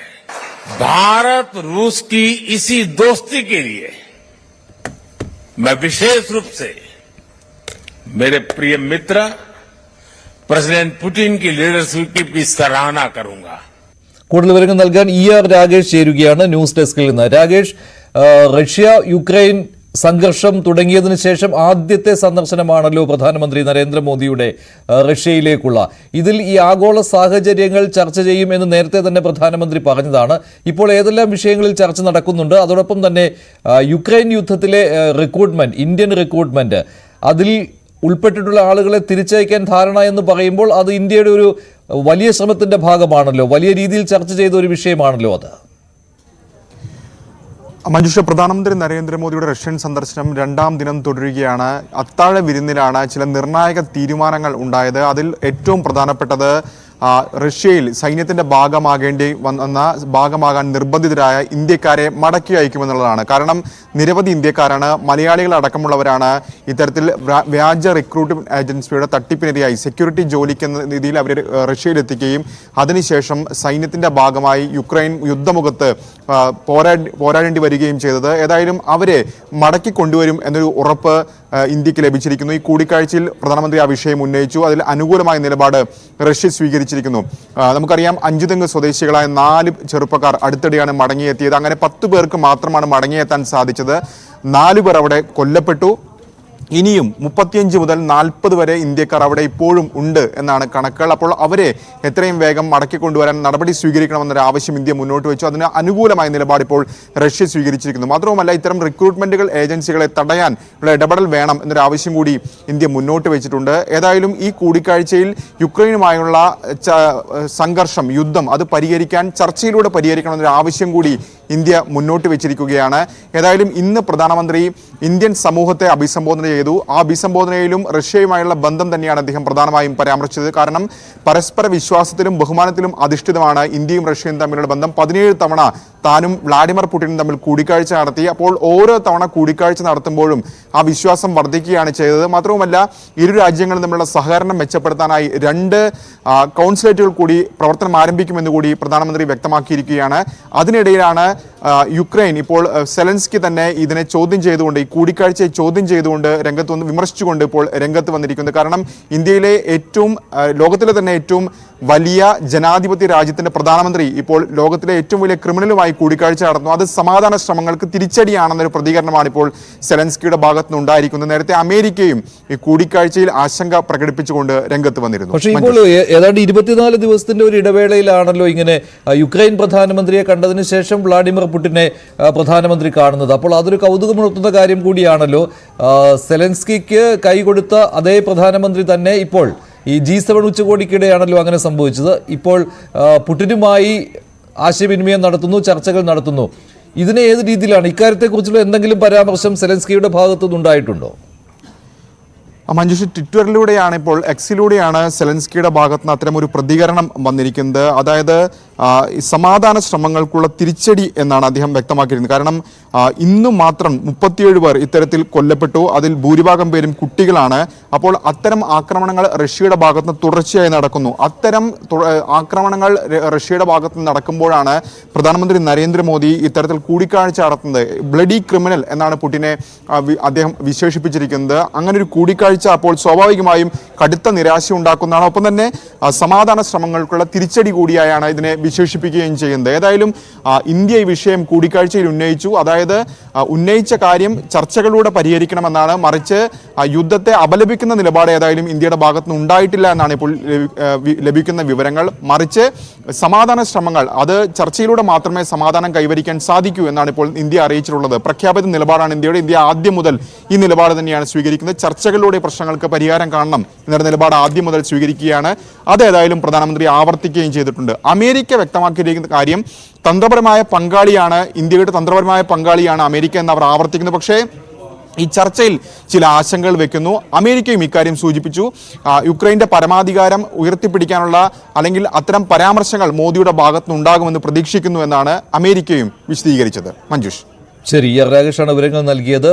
മോദി പുടിൻ ചർച്ചയിൽ ചില നിർണായകമായ തീരുമാനങ്ങൾ ഉണ്ടായി. മിഷൻ മോസ്കോ ദൗത്യം പ്രധാനമന്ത്രി തുടരുകയാണ്. മറ്റൊരു വാർത്തയുടെ വിശദാംശങ്ങൾ കൂടി രാകേഷ് ന്യൂസ് ഡെസ്കിൽ നിന്ന് നൽകും. കഴിഞ്ഞ ദിവസമാണ് ജമ്മു കാശ്മീരിൽ സൈനിക വ്യൂഹത്തിന് നേരെ ആക്രമണം നടന്നത്. ഭീകരർക്കായുള്ള തെരച്ചിൽ ഇപ്പോഴും തുടരുകയാണ്. അതിർത്തി മറികടന്നെത്തിയ ഭീകരരാണ് ആക്രമണത്തിന് പിന്നിലെന്നാണ് നിഗമനം. 5 സൈനികർ ആണ് വീരമൃത്യു വരിച്ചത്. കൂടുതൽ വിവരങ്ങളുമായി രാകേഷ് തന്നെ ചേരുകയാണ്. രാകേഷ്, ഇക്കാര്യത്തിൽ ഇന്ത്യയുടെ പ്രതികരണം ഏത് രീതിയിലാണ് വന്നിരിക്കുന്നത്? തെരച്ചിൽ തുടരുകയാണ്. ഇപ്പോൾ ഏതാണ്ട് 24 മണിക്കൂറിനോട് അടുക്കുകയാണ് ഈ ആക്രമണം നടന്നിട്ട്. ഇന്നലെ 3:10 കൂടിയാണ് കട്വയിൽ ഈ ആക്രമണം നടക്കുന്നത്. ഇതിൽ ഇന്ത്യ ഇപ്പോൾ വ്യക്തമാക്കുന്ന പ്രധാനപ്പെട്ട കാര്യം ഇത് അതിർത്തി കടന്നെത്തിയ ഭീകരരാണ്. മാത്രമല്ല കൃത്യമായ ആസൂത്രണം ഇതിന് പിന്നുണ്ടായിരുന്നു എന്നുള്ളതാണ്. കാരണം നേരത്തെ തന്നെ രഹസ്യാന്വേഷണ ഏജൻസികൾ ജമ്മു കശ്മീർ പോലീസൊക്കെ തന്നെ വ്യക്തമാക്കിയിരുന്നതാണ് വ്യാപകമായി നുഴഞ്ഞുകയറ്റം നടന്നിട്ടുണ്ട്. ഏതാണ്ട് 50-ലധികം ഭീകരർ ഇന്ത്യയിൽ പ്രവേശിച്ചിട്ടുണ്ട് എന്നത്. അപ്പോൾ ഇന്ത്യ അത് തന്നെയാണ് വ്യക്തമാക്കുന്നത്. പാകിസ്ഥാനിൽ നിന്നെത്തിയ ഭീകരരാണ് ഈ ആക്രമണം നടത്തിയത്. ആദ്യം ഈ വാഹന വ്യൂഹത്തിനെതിരെ ഗ്രനേഡ് എറിയുന്നു, അതിനുശേഷം 2 ഭാഗങ്ങളിൽ നിന്നും വെടിവെപ്പുണ്ടായി. അങ്ങനെയാണ് 5 സൈനികർ വീരമൃത്യു വരിച്ചതെന്ന് സൈന്യം വ്യക്തമാക്കുകയും ചെയ്യുന്നു. ഏതായാലും അവർക്കായുള്ള തിരച്ചിൽ തുടരുകയാണ്. പക്ഷേ അതിൽ പ്രതികൂലമായ ഘടകം ഈ പ്രദേശം ഒരു വനപ്രദേശമാണ്. അപ്പോൾ ഭീകരർ വനത്തിനുള്ളിൽ ഒളിച്ചിട്ടുണ്ടാകാം എന്ന നിഗമനത്തിൽ തന്നെയാണ് ഇന്ത്യ ഉള്ളത്. ഏതായാലും കൂടുതൽ സേന ഈ പ്രദേശത്തേക്ക് എത്തിയിട്ടുണ്ട്. അതിൻ്റെ അടിസ്ഥാനത്തിൽ ഇപ്പോൾ വ്യാപകമായി തെരച്ചിൽ തുടരുന്നുണ്ട്. ഏതായാലും പ്രതിരോധ മന്ത്രാലയത്തിന്റെ ഭാഗത്ത് തന്നെ ഔദ്യോഗികമായ പ്രതികരണം വന്നിരിക്കുന്നു. പ്രതിരോധ മന്ത്രാലയം വിശദീകരിച്ചിരിക്കുന്നത് തക്കതായ തിരിച്ചടി നൽകും, ഒരു തരത്തിലും വിട്ടുവീഴ്ചയ്ക്കില്ല എന്ന പ്രതികരണമാണ് ഇപ്പോൾ പ്രതിരോധ മന്ത്രാലയത്തിന്റെ ഭാഗത്ത് നിന്ന് വന്നിട്ടുള്ളത്. ശരി, രാകേഷാണ് വിശദമായ റിപ്പോർട്ട് നൽകിയത്. മറ്റൊരു ദേശീയ വാർത്തയിലേക്ക് കൂടി. ഹാത്രസിൽ 121 പേർ മരിക്കാനിടയായ സംഭവത്തിൽ സംഘാടകരും പ്രാദേശിക ഉദ്യോഗസ്ഥരും ഈ പരിപാടി ഗൗരവമായി എടുത്തിട്ടില്ലെന്ന് SITയുടെ റിപ്പോർട്ട്. ഇതോടെ ഉത്തർപ്രദേശ് സർക്കാർ 6 ഉദ്യോഗസ്ഥരെ സസ്പെൻഡ് ചെയ്തു. അപകടത്തിന് പിന്നിൽ ഗൂഢാലോചനയ്ക്കുള്ള സാധ്യത അന്വേഷണ സമിതി തള്ളിക്കളഞ്ഞിട്ടില്ല. സമഗ്രമായ അന്വേഷണത്തിന്റെ ആവശ്യകത ഊന്നിപ്പറയുകയും ചെയ്തിട്ടുണ്ട്. പരിപാടിയുടെ സംഘാടകരും തഹസിൽദാരും പോലീസും ഭരണകൂടവും കുറ്റക്കാരാണെന്നാണ് അന്വേഷണ സമിതിയുടെ കണ്ടെത്തൽ. പോലീസുകാർ ഉൾപ്പെടെ 128 സാക്ഷികളുടെ മൊഴികളുടെയും മറ്റും തെളിവുകളുടെയും അടിസ്ഥാനത്തിലാണ് ഇത്തരമൊരു റിപ്പോർട്ട് തയ്യാറാക്കിയിരിക്കുന്നത്. മുംബൈയിൽ കനത്ത മഴയ്ക്ക് ചെറിയ ശമനമുണ്ടായിട്ടുണ്ട്. ഇന്നും അതിശക്തമായ മഴയ്ക്ക് സാധ്യതയുള്ളതിനാൽ ഓറഞ്ച് അലർട്ട് തുടരുകയുമാണ്. ചിലയിടങ്ങളിൽ ഇപ്പോഴും വെള്ളക്കെട്ടുണ്ട്.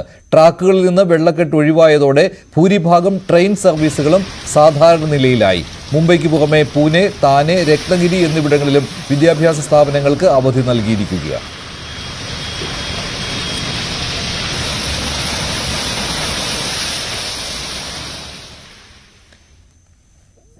സംസ്ഥാനത്തെ കർഷക ആത്മഹത്യകളും കാർഷിക മേഖലയിലെ പ്രശ്നങ്ങളും സഭ നിർത്തിവെച്ച് ചർച്ച ചെയ്യാൻ തയ്യാറാകാത്തതിൽ പ്രതിഷേധിച്ച് പ്രതിപക്ഷം ഇന്ന് വാക്കൌട്ട് നടത്തി. കുറക്കോളി മൊയ്തീനാണ് വിഷയം ഉപക്ഷേപമായി സഭയിൽ കൊണ്ടുവന്നത്. ഇത് കർഷകരുടെ മാത്രം പ്രശ്നമല്ലെന്നും കേരളത്തിന്റെ ആകെയുള്ള ആശങ്കയാണെന്നും കുറക്കോളി മൊയ്തീൻ MLA പറഞ്ഞു. കർഷകരെ സഹായിക്കുന്ന പദ്ധതികൾക്ക് ഒച്ചിന്റെ വേഗതയാണെന്നും കർഷകരെ ഇല്ലായ്മ ചെയ്യുകയാണ് സർക്കാരെന്നും ഉപക്ഷേപത്തിൽ പറയുന്നു. കാലാവസ്ഥാ അധിഷ്ഠിത ഇൻഷുറൻസ് കേരളത്തിൽ നടപ്പാക്കുന്നുണ്ടെന്നും 27 ഇനങ്ങൾക്കായി പദ്ധതി വ്യാപിപ്പിച്ചിട്ടുണ്ടെന്നും മന്ത്രി P. പ്രസാദ് മറുപടി നൽകി. കാലാവസ്ഥാ വ്യതിയാനം കാരണം കർഷകർക്ക് നഷ്ടം വന്നാൽ നഷ്ടപരിഹാരം ഉറപ്പാണ്. സർക്കാർ ചെയ്യുന്ന കാര്യങ്ങൾ പ്രതിപക്ഷം മറന്നു പോകുന്നത് നല്ലതല്ലെന്നും മന്ത്രി P. പ്രസാദ് സഭയെ അറിയിച്ചു.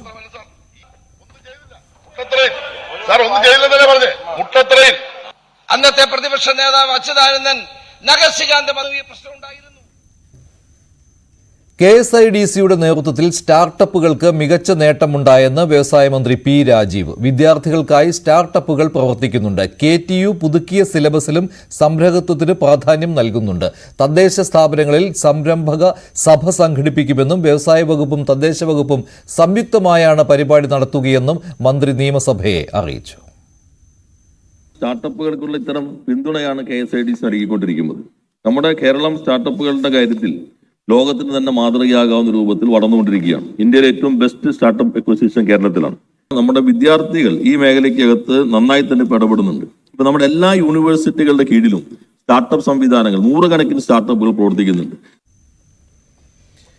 അങ്കമാലിയിൽ കിടപ്പുമുറിക്ക് തീപിടിച്ച് 4 പേർ മരിച്ചത് ആത്മഹത്യയാണെന്ന സൂചന ഇപ്പോൾ പോലീസിന് കിട്ടിയിരിക്കുകയാണ്. കിടപ്പുമുറിയിൽ പെട്രോൾ സൂക്ഷിച്ചിരുന്നതായാണ് ഇപ്പോൾ കണ്ടെത്തിയിട്ടുള്ളത്. കഴിഞ്ഞ മാസം 8-ാം തീയതിയായിരുന്നു ബിനീഷ് കുര്യൻ, ഭാര്യ അനിമോൾ, മക്കളായ ജോവാന, ജസ്വിൻ എന്നിവർ വെന്തു മരിച്ചത്. ഇതിലാണ് ഇപ്പോൾ ആത്മഹത്യ സംശയം ഈ പോലീസിന് ഉണ്ടായിരിക്കുന്നത്. അങ്കമാലിയിലെ ബിനീഷ് കുര്യന്റെയും കുടുംബത്തിന്റെയും മരണം അത് ആത്മഹത്യയാണ് എന്ന നിലപാടിലേക്കാണ്, അത്തരമൊരു നിഗമനത്തിലേക്കാണ് പോലീസ് ഇപ്പോൾ എത്തുന്നത്. ഇതിന് ആധികാരികമാകുന്നത് കഴിഞ്ഞ ദിവസങ്ങളിൽ പോലീസിന് ലഭിച്ച CCTV ദൃശ്യങ്ങളുടെ കൂടി ഒരു വിലയിരുത്തലിന്റെ അടിസ്ഥാനത്തിലാണ്. ബിനു കുര്യനെ, ഇയാൾക്ക് ബിസിനസ് സംബന്ധമായ ഒരു വീഴ്ച, സാമ്പത്തികമായ പരാധീനതകൾ ഉണ്ടായിരുന്നു എന്നതടക്കമുള്ള കാര്യങ്ങൾ പോലീസ് കണ്ടെത്തിയിട്ടുണ്ട്. അതോടൊപ്പം തന്നെയാണ് കഴിഞ്ഞ ദിവസങ്ങളിൽ അദ്ദേഹത്തിന് പെട്രോൾ പമ്പിൽ നിന്ന് പെട്രോൾ ക്യാനിൽ പെട്രോൾ വാങ്ങുന്നത് ദൃശ്യങ്ങൾ പോലീസിന് ലഭിച്ചിരിക്കുന്നത്. ഈ ക്യാനുമായി പെട്രോൾ പങ്കിൽ നിന്ന് വരുന്നതും അതോടൊപ്പം തന്നെ സ്വന്തം വീട്ടിലേക്ക് കയറി പോകുന്നതുമായ ദൃശ്യങ്ങൾ സമീപത്തെ വീടുകളുടെ CCTV ദൃശ്യങ്ങളിൽ നിന്നെല്ലാം തന്നെ പോലീസ് ശേഖരിച്ചിട്ടുണ്ട്. ഇതിന്റെ കൂടി ഒരു അടിസ്ഥാനത്തിലാണ് കുടുംബം ഇത് ആത്മഹത്യയിലേക്കാണ് നീങ്ങിയിട്ടുള്ളത് എന്ന നിഗമനത്തിലേക്ക് പോലീസ് എത്തുന്നത്. ആദ്യഘട്ടത്തിൽ ഇത് പറഞ്ഞിരുന്നത് വീടിന്റെ മുകൾ നില, ഇവർ താമസിച്ചിരുന്നത് വീടിന്റെ മുകൾ നിലയിലായിരുന്നു. നിലയിൽ പൂർണ്ണമായും തന്നെ അവരുടെ മുറി അടക്കം വീട്ടുപകരണങ്ങളടക്കം വെന്തുപോകുന്ന രീതിയിലായിരുന്നു. അത്ര കണ്ട് തീ പടർന്നിരുന്നു. ഇതിൽ ഷോർട്ട് സർക്യൂട്ടാണ് ഇതിന്റെ ഒരു കാരണമെന്ന രീതിയിലൊരു വിലയിരുത്തലാണ് തുടക്കമുണ്ടായിരുന്നത്. കാരണം ആത്മഹത്യ ചെയ്യാനുള്ള കാരണങ്ങളോ മറ്റോ ഒന്നും തന്നെ വീട്ടുകാർക്ക് അറിയില്ലായിരുന്നു. സാമ്പത്തിക പ്രശ്നങ്ങളൊന്നും ഇല്ലായിരുന്നു എന്ന് തന്നെയാണ് വീട്ടുകാർ ആ ഘട്ടത്തിൽ അറിഞ്ഞിരുന്നത്. അവർക്ക് ഇതായിരുന്നു അറിയാമായിരുന്നതും. എന്നാൽ പിന്നീട് പോലീസിന്റെ അന്വേഷണത്തിൽ അങ്ങനെയല്ല സാമ്പത്തിക സ്ഥിതി എന്നാണ് പോലീസ് മനസ്സിലാക്കുകയും ചെയ്തിരുന്നത്. അപ്പോൾ തുടക്കത്തിൽ അത് ഇതിൽ ഷോർട്ട് സർക്യൂട്ട് എന്ന രീതിയിലായിരുന്നു പോലീസിന്റെ അന്വേഷണം മുന്നോട്ട് പോയിരുന്നത്. എന്നാൽ വീട് മൊത്തമായും കത്തിപ്പോകുന്ന ഒരവസ്ഥയ്ക്ക് കാരണം എന്തെന്ന് പോലീസ് അന്വേഷിച്ചിരുന്നു. ആ ഒരു അന്വേഷണത്തിൽ വീട്ടിൽ നിന്റെ മുറിക്കകത്ത് നിന്ന് ലഭിച്ച ക്യാനിന്റെ അവശിഷ്ടങ്ങളെല്ലാം തന്നെ ലഭിച്ചിരുന്നു. അതുകൊണ്ട് തന്നെയാണ് ഇത് സംബന്ധിച്ച് കൂടുതൽ അന്വേഷണം നടത്തുകയും ഇങ്ങനെ പെട്രോൾ ഇതിവിടെ കരുതിയിരുന്നതായുമുള്ള കാര്യങ്ങൾ പോലീസിന് ലഭിക്കുകയും ചെയ്തിരുന്നത്. ഇനിയിപ്പോൾ ഇത് സ്ഥിരീകരിക്കാൻ രാസപരിശോധനാ ഫലങ്ങൾ കൂടി വരേണ്ടതുണ്ട്. വരും ദിവസങ്ങളിൽ അതുകൂടി എത്തുമ്പോൾ മാത്രമാണ് പോലീസ് ഇത് സംബന്ധിച്ച് ഒരു ഔദ്യോഗികമായ ഒരു സ്ഥിരീകരണത്തിലേക്ക് കടക്കുകയുള്ളൂ. നിലവിൽ ആത്മഹത്യയാണ് ഇവിടെ സംഭവിച്ചത് എന്ന രീതിയിൽ തന്നെയാണ് പോലീസ് ഇപ്പോൾ ലഭിച്ചിരിക്കുന്ന തെളിവുകളുടെ അടിസ്ഥാനത്തിൽ മുന്നോട്ട് പോകുന്നത്. കേരളത്തിൽ 7 വർഷത്തിനു ശേഷം കോളറ ബാധിച്ച് ഒരു മരണമുണ്ടായതായി സംശയിക്കുന്നു. തിരുവനന്തപുരം നെയ്യാറ്റിൻകരയിലാണ് ഈ സംഭവം. നെയ്യാറ്റിൻകരയിലെ ഭിന്നശേഷി ഹോസ്റ്റലിലെ അന്തേവാസിയായ ആര്യനാട് സ്വദേശി അനു കഴിഞ്ഞ ദിവസം മരിച്ചത് കോളറ ബാധിച്ചാണെന്നാണ് ഇപ്പോൾ സംശയിക്കുന്നത്. ഇതിന് കാരണം അനുവിനൊപ്പം വയറിളക്കം ബാധിച്ച് ആശുപത്രിയിൽ പ്രവേശിപ്പിച്ച 10 വയസ്സുകാരന് കോളറ സ്ഥിരീകരിച്ചതാണ്. 6 പേരെ രോഗലക്ഷണങ്ങളോടെ മെഡിക്കൽ കോളേജ് ആശുപത്രിയിലും നെയ്യാറ്റിൻകര ജനറൽ ആശുപത്രിയിലും പ്രവേശിപ്പിച്ചിട്ടുണ്ട്. കൂടുതൽ വിവരങ്ങളുമായി അരുൺ മോഹനൻ ചേരുകയാണ് നെയ്യാറ്റിൻകരയിൽ നിന്ന്. അരുൺ, ഈ കുട്ടി ചികിത്സയിൽ കഴിയുന്ന സമയത്ത് സാധാരണ വയറിളക്കം എന്ന രീതിയിലുള്ള ചികിത്സയാണോ നൽകിയിരുന്നത്? ഇപ്പോൾ എന്താണ് ഡോക്ടർമാർ പറയുന്നത്? മഞ്ജുഷ്, നമുക്ക് ആദ്യഘട്ടത്തിൽ ഈ ഒരു വിഷയം മനസ്സിലാക്കിയത് ഭക്ഷ്യവിഷബാധയായിരിക്കാം കുട്ടികൾക്കുണ്ടായത് ഏറ്റത് എന്നാണ് ആദ്യ ലക്ഷണമായി കണ്ടത്. ഇതിനെ തുടർന്നുള്ള ചികിത്സയും അന്വേഷണവും ഒക്കെ ആയിരുന്നു നടത്തിയത്. ആരോഗ്യവകുപ്പ് അധികൃതർ ഈ പറയുന്ന തവരവിളയിലെ സ്വകാര്യ കാരുണ്യ എന്ന് പറയുന്ന ഭിന്നശേഷി കുട്ടികൾ പാർപ്പിക്കുന്ന ഹോസ്റ്റലിൽ എത്തി പരിശോധന നടത്തി. എന്നാൽ അവർക്ക് പ്രാഥമികമായി തന്നെ അവിടെ ഭക്ഷ്യവിഷബാധ ഒന്നും നടന്നില്ല എന്ന് തന്നെയാണ് മനസ്സിലാക്കുകയും ചെയ്തു. അതിന് റിപ്പോർട്ട് സമർപ്പിക്കുകയും ചെയ്തിരുന്നു എന്നാണ് അറിയാൻ കഴിയുന്നത്. എന്നാൽ ആ സമയത്തായിരുന്നു 13ഓളം കുട്ടികൾക്ക് രോഗലക്ഷണം, ഛർദ്ദിലും വയറ്റിളക്കം ഉൾപ്പെടെയുള്ള രോഗലക്ഷണവുമായി ഇവർക്ക് വരികയായിരുന്നു. ഇവരെ ആദ്യ ഘട്ടത്തിൽ നെയ്യാറ്റിൻകര ജനറൽ ആശുപത്രിയിൽ എത്തിക്കുകയായിരുന്നു. എന്നാൽ രോഗം മൂർച്ഛിക്കുന്ന അടിസ്ഥാനത്തിലായിരുന്നു കുട്ടികളെ പലരെയും ഈ പറയുന്ന തിരുവനന്തപുരം മെഡിക്കൽ കോളേജിലും ഒപ്പം SUT ആശുപത്രിയിലൊക്കെ എത്തിക്കുകയായിരുന്നു. കഴിഞ്ഞ ദിവസം നിർഭാഗ്യമായി തന്നെ നമ്മുടെ അനു എന്ന് പറയുന്ന ആര്യനാട് സ്വദേശിയായ 26-കാരൻ മരണത്തിന് കീഴടങ്ങുകയായിരുന്നു. എന്നാൽ ഈ സമയത്തും ചികിത്സയിലിരുന്ന SUT-ലുണ്ടായിരുന്ന 10 വയസ്സുകാരന് കോളറ സ്ഥിരീകരിച്ചതോടുകൂടിയാണ് ആശങ്ക കൂടുതൽ വർദ്ധിച്ചത്. അനുവിന്റെ ഉൾപ്പെടെയുള്ള ആന്തരിക അവയവ പരിശോധനയും മറ്റു പരിശോധനയും റിപ്പോർട്ടുകൾ ഇനിയും വരാനുണ്ട്. എന്നാൽ മറ്റുള്ള കുട്ടികളുടെ പരിശോധനയ്ക്കുള്ള മറ്റുള്ളവരെ പരിശോധനയ്ക്ക് വിധേയമാക്കിയിട്ടുണ്ട്. ആ റിസൾട്ടും ഇനിയും വരാനുണ്ട്. ഇതൊക്കെ കാത്തിരിക്കുകയാണ്. എന്നിരുന്നാലും മാരായമുട്ടം പോലീസ് അസ്വാഭാവിക മരണത്തിന് അപ്പോഴേ കേസെടുത്തിരുന്നു എന്ന് നമുക്ക് മനസ്സിലാക്കാൻ കഴിയും. എന്താണ് ഈ ഹോസ്റ്റലിലെ അധികൃതർ എന്താണ് പറയുന്നത്? അങ്ങനെ മോശം സാഹചര്യത്തിലാണോ ഈ കുട്ടികൾ അവിടെ കഴിയുന്നത്? ഹോസ്റ്റൽ അധികൃതരുമായി ബന്ധപ്പെട്ടുമ്പോൾ നമുക്ക് മനസ്സിലാക്കാൻ കഴിഞ്ഞത് അവിടെ 65 കുട്ടികളാണ് അവിടെ നിലവിലുള്ളതെന്നും അവർക്ക് ഒരു വിധത്തിലുള്ള ഭക്ഷണം പുറത്തുനിന്ന് അനുവദിക്കുന്നില്ല എന്നുമാണ് അവർ പറഞ്ഞത്. മാത്രമല്ല, വെള്ളത്തിന്റെ കാര്യത്തെക്കുറിച്ച് നമ്മൾ മനസ്സിലാക്കാൻ കഴിഞ്ഞത് അവിടെ ബോർവെൽ ഉപയോഗിച്ച് പ്യൂരിഫൈഡ് വാട്ടറാണ് അവിടെ കൊടുത്തുകൊണ്ടിരിക്കുന്നത് എന്നൊക്കെയാണ് നമുക്ക് മനസ്സിലാക്കാൻ കഴിയുന്നത്. എന്തായാലും ഇത് പുറത്തുനിന്ന് വന്നതല്ലെങ്കിൽ പിന്നെ എങ്ങനെയായിരിക്കാം കുട്ടിക്ക് ഇത്തരം ഒരു സാംക്രമിക രോഗം ഉണ്ടായതെന്നുള്ളത് കൂടുതൽ ആശങ്ക വർദ്ധിക്കുന്നുണ്ട്. ഇതിന്റെ ഉറവിടം തേടിയുള്ള യാത്രയിൽ തന്നെയാണ് ആരോഗ്യ പ്രവർത്തകരും. ശരി, ജാഗ്രതാ നിർദ്ദേശം നൽകിയിട്ടുണ്ട് ആരോഗ്യ വകുപ്പ്. കോളറ സ്ഥിരീകരിച്ചിട്ടുണ്ട്. തിരുവനന്തപുരം നെയ്യാറ്റിൻകരയിൽ ഭിന്നശേഷി ഹോസ്റ്റലിലാണ് ഈ സംഭവം ഉണ്ടായത്. ഒരു കുട്ടി മരിച്ചത് കോളറ ബാധിച്ചാണെന്നുള്ള സംശയവും ഇപ്പോഴുണ്ട്. കോട്ടയത്ത് കഴിഞ്ഞ ദിവസമാണ് വിദ്യാർത്ഥികൾ കണ്ടക്ടറെ ആക്രമിക്കുന്നതിന്റെ ദൃശ്യങ്ങൾ പുറത്തു വന്നത്. ഈ സംഭവത്തിൽ ഇപ്പോൾ അതിലുൾപ്പെട്ട വിദ്യാർത്ഥിനി ചില പ്രതികരണങ്ങൾ നടത്തിയിരിക്കുകയാണ്.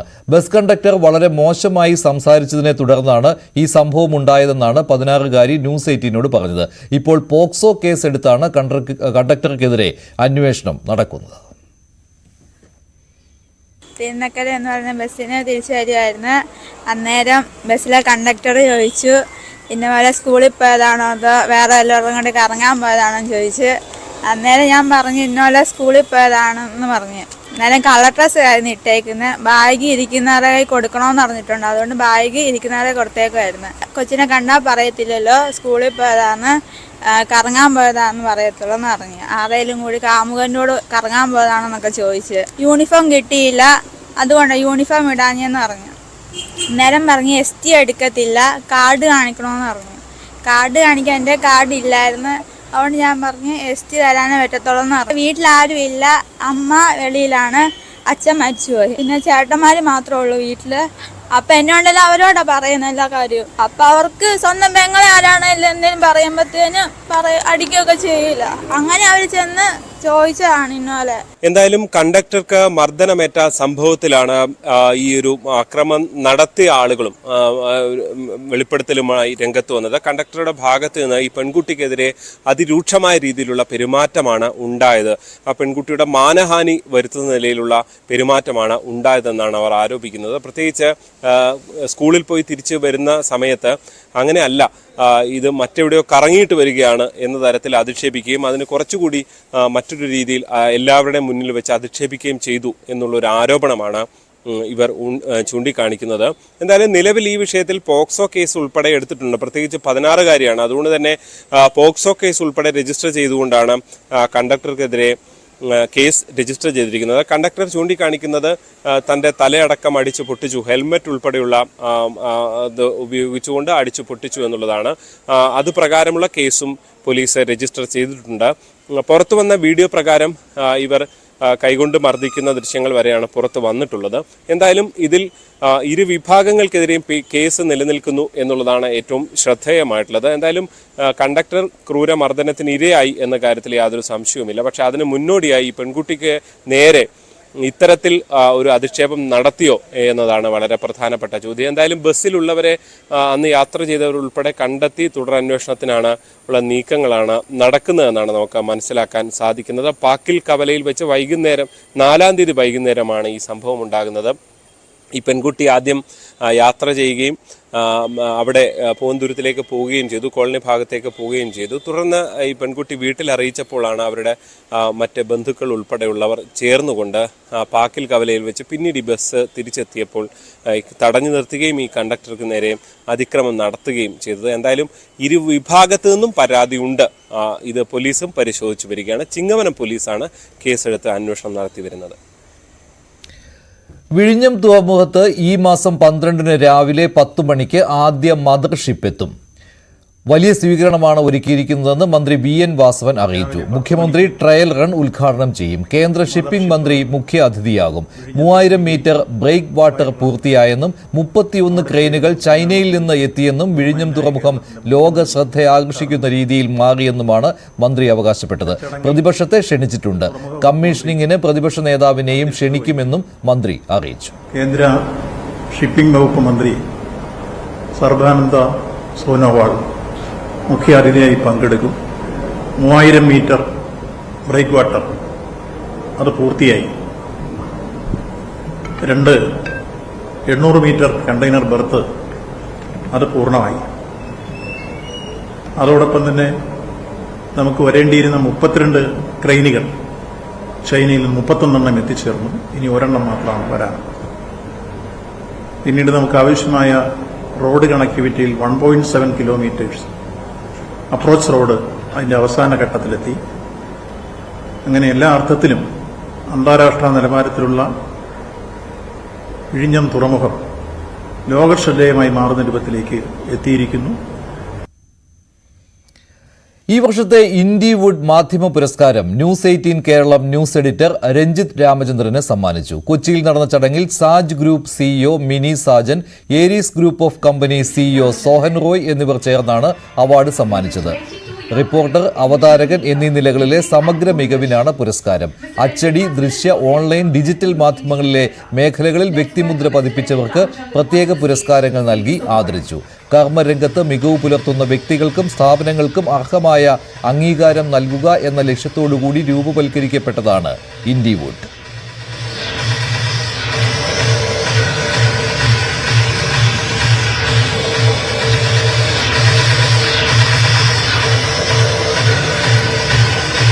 Congratulations, Mr. Ranjit Ramachandran. Next. വിവാഹത്തിന് മുൻപ് മാധ്യമങ്ങളെ കണ്ട് മുകേഷ് അംബാനിയും ആകാശ് അംബാനിയും. ഹൽദി ദിനത്തിലാണ് രണ്ടുപേരും മാധ്യമങ്ങളെ കണ്ടത്. വെള്ളിയാഴ്ചയാണ് അനന്ത് അംബാനിയും രാധികയുമായുള്ള വിവാഹം.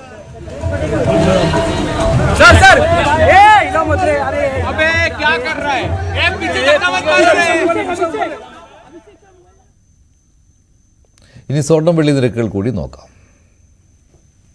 ഗോൾഡ് ആൻഡ് ഡയമണ്ട്സ് ഇന്നത്തെ സ്വർണം വെള്ളി നിരക്കുകൾ നിങ്ങൾക്കായി സമർപ്പിക്കുന്നത് wedding collections from Kavitha gold and diamonds. സ്വർണം 22 ക്യാരറ്റ് ഗ്രാമിന് 6690, പവന് 53,520. 18 ക്യാരറ്റ് ഗ്രാമിന് 5575, പവന് 44,600. വെള്ളി ഗ്രാമിന് 98, കിലോയ്ക്ക് 98,000 രൂപ. കവിത ഗോൾഡ് ആൻഡ് ഡയമണ്ട്സ് ഇന്നത്തെ സ്വർണം വെള്ളി നിരക്കുകൾ നിങ്ങൾക്കായി സമർപ്പിക്കുന്നത് wedding collections from Kavitha gold and diamonds. ഇടവേളയ്ക്ക് ശേഷം സ്പോട്ട് ലൈവ് ടോം കുര്യാക്കോസ് ചേരും.